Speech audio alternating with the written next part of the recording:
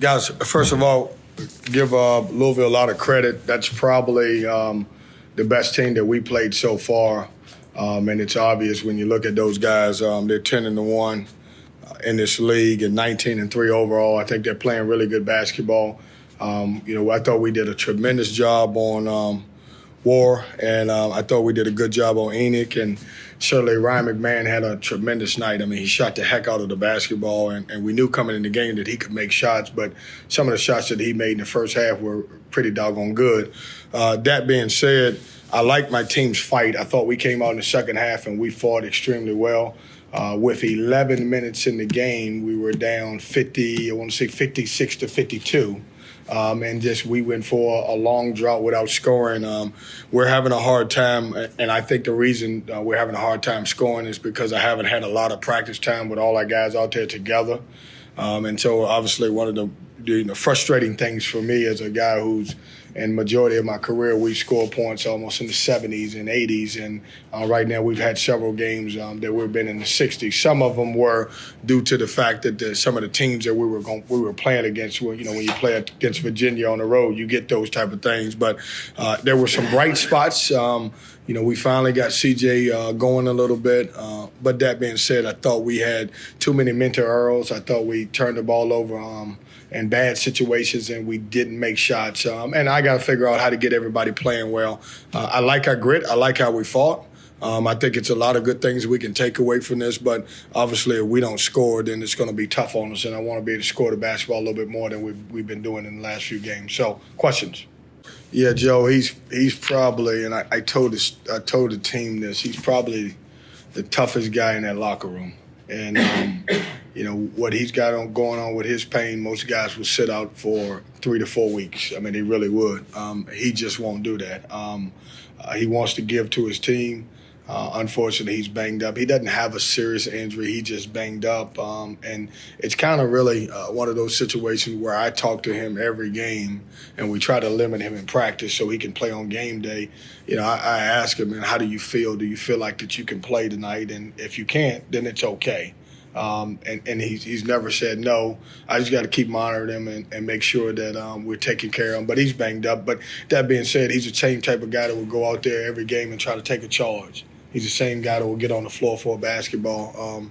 But it's our whole team, Joe. It's been a little bit of a challenge because for the first time in my career, I've had 3 guys with 3 concussions. We're banged up. We gotta figure out in the next few days just how to get everybody a little bit more healthier and more on the same page so we can score some points offensively.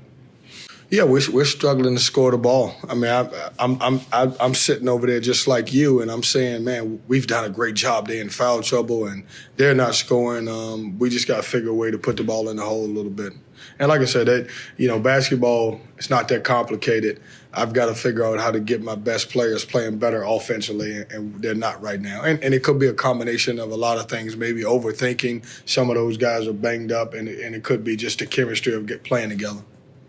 Yeah, we, as you know, obviously the last couple of years we're probably, and I don't have the exact stats, but we probably have led the ACC in forcing turnovers in the last couple of years, if not first or second.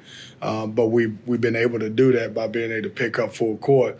And also teams, we've been one of the best three-point field goal defensive teams in the country because of the fact that we press you and you don't shoot as well because we can get after you defensively and we kind of take your legs away.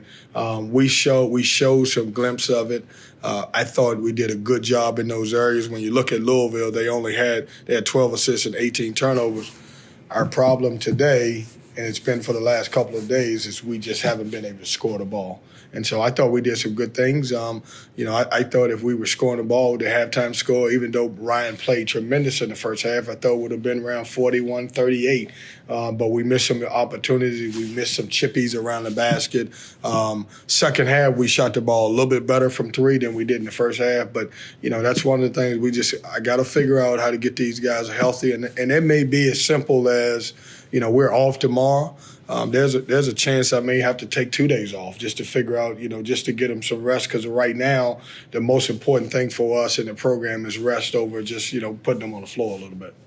players? Well, just giving them confidence, and what I tell these guys is shoot the ball.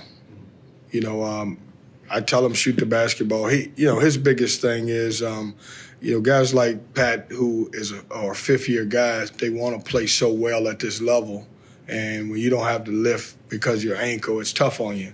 And so, he came into the league, he was making shots early on, and then he started missing shots, and so you overthink, and then sometimes you start questioning should or could you play at this level? And obviously he can because his shot-making ability. So it comes down to confidence and feeling good about it. He's a guy that has not practiced. We had him limited reps yesterday just to make sure he could play in the game. I typically have a policy if a guy can't practice, then I won't play him in the game, but he was able to get out there and practice a little bit. But he's a guy that's playing with a bum ankle right now. But to go back to your original question, he's got to know that I believe in him in every shot that he takes.